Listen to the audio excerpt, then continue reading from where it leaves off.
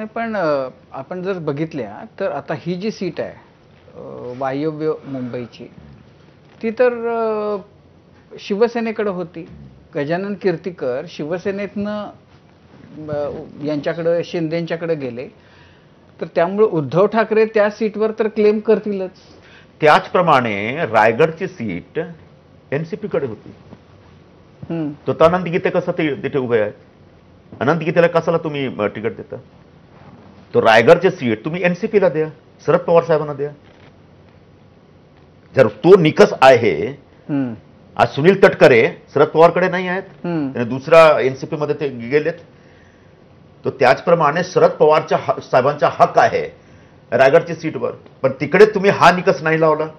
एक दुसरा विषय असा आहे की गजानन कीर्तीकर शिवसेनेचे खासदार होते, ते एकनाथ शिंदेच्या गटामध्ये गेलेत, शिवसेनेमध्ये गेले. आता तुमच्या काही इकडे राहिलेलं नाही.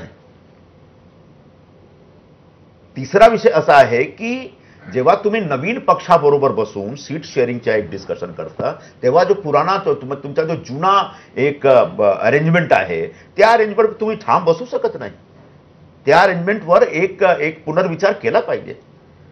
आणि आखरी मुद्दा असा आहे माझा की अंतिम मुद्दा, की तुम्ही एकदम काँग्रेस करून सगळ्या एकदम तुम्ही एकदम स्नॅच करून घेतात ना. 5 सीट तुम्ही घेणार आणि 1 सीट फक्त काँग्रेस, आणि आमचे जो नेते गेले होते सीट शेअरिंगच्या, ते एकदम फेल झाले, ते काही केलेच नाही. हा एक बडा प्रश्न आहे, मोठा प्रश्न आहे संपूर्ण काँग्रेससाठी आणि काँग्रेसच्या कार्यकर्त्यांसाठी. आणि प्रत्येक काँग्रेसच्या कार्यकर्त्याच्या मनात हा एक मोठा प्रश्न झालेला आहे. नाही पण असं झालंय का की फाईट तर काँग्रेसपेक्षा शिवसेना जास्त करते बीजेपीच्या बरोबर, आणि मग त्यामुळे जर शिवसेना लढत असेल तर मग आपण मागं राहावं आणि शिवसेनेला लढू द्यावं, कारण मग याच निकषानं अगर अशी सोच आहे तो फिर भारत जोडो न्याय यात्राचा काय उपयोग? तो तर उद्धव ठाकरेंच्या भारत जोडो यात्रा सुरू करा तुम्ही. त्याला आम्ही सगळे घरी बसतो.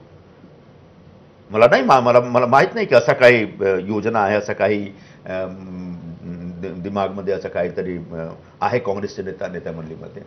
मला असं वाटतं की ते आता एकदम आमचे लोक तर हरलेले आहेत. त्यांच्या मनात एक नवीन जोश, ऊर्जा, काहीतरी करायला पाहिजे, लढायला पाहिजे असं नाही आहे. अच्छा, मताच्या प्रमाणे अगर तुम्ही विचार करता तो शिवसेना जो ठाकरे गटच्या मत एक त्याच्यामध्ये विभागणी झालेली आहे, मोठा स्प्लिट झालेला आहे. कितीपर्यंत कोणाला माहित नाही, किती वोट उबाठाकडे आहे, फक्त एक हाईप आहे की सिंपथी आहे. ऍक्च्युअली किती वोट उबाठाकडे आहे कोणाला माहित नाही, कारण तो स्प्लिटच्या नंतर एकही इलेक्शन इकडे झालेला नाही. पण काँग्रेसमध्ये कुठल्या प्रकारचा काही स्प्लिट नाही आहे, ऍटलिस्ट इन मुंबईमध्ये आमच्याकडे कुठलाही स्प्लिट नाही आहे. म्हणजे मी जेव्हा 2019 मध्ये निवडणुकी लढलो तेव्हा मला 3,09,000 समथिंग वोट, 3,10,000 वोट भेटलं. म्हणजे तो वोट इंटॅक्ट आहे. बरं, तुमचा वोट इंटॅक्ट नाही आहे. तुमच्याकडे 5,70,000 वोट होतं. 5,70,000 वोट मध्ये भाजपच्या वोट किती आहे? 3-3.5 लाख वोट असणार. म्हणजे तुमच्याकडे 2.5 लाख वोट आहे. 2.5 लाख वोट पण इंटॅक्ट आहे का, हा माझा एक प्रश्न आहे. तो इंटॅक्ट नाही असेल, त्याच्यामध्ये काहीतरी स्प्लिट झालेला आहे ना. किती स्प्लिट झाला हा आता पुढच्या इलेक्शनच्या नंतर आम्हाला कळेल, सर्वांना कळेल.